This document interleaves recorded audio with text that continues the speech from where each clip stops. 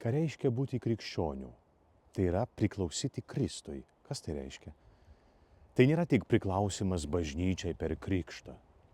Galima būti pakrikštytam, priėmus pirmąją komuniją, sutvirtinimą ir neturėti nieko bendro su Kristumi. Galima priimti visus sakramentus ir vis tiek likti pagonių, tai yra nepriklausančių jam.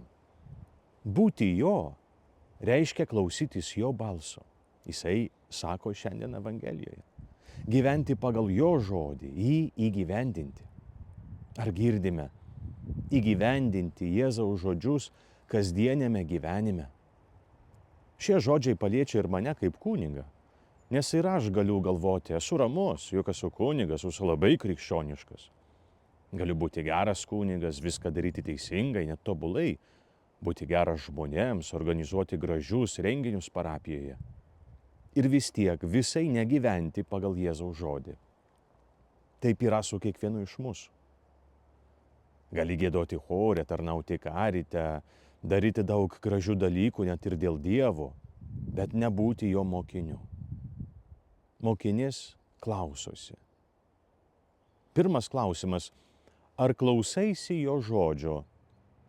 Bet konkrečiai, kur ir kada ir kaip dažnai?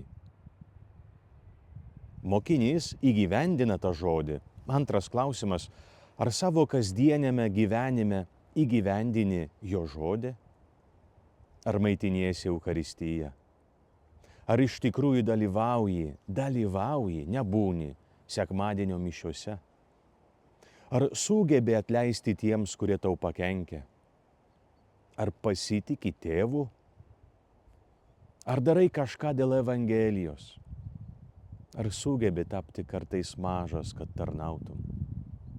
Ar daliniesi tuo, kad turi, su tais, kurie neturi? Ar leidi, kad tavyje laimėtų švelnumas, meilė, supratimas, kantrybė, draugystė? Pasakysi, kiek daug klausimų, bet čia yra tiesa. Kai žmogus klauso ir įgyvendina žodį, tik tada jis patyrė Jėzų kaip tikrą ir gyvą ganytoją.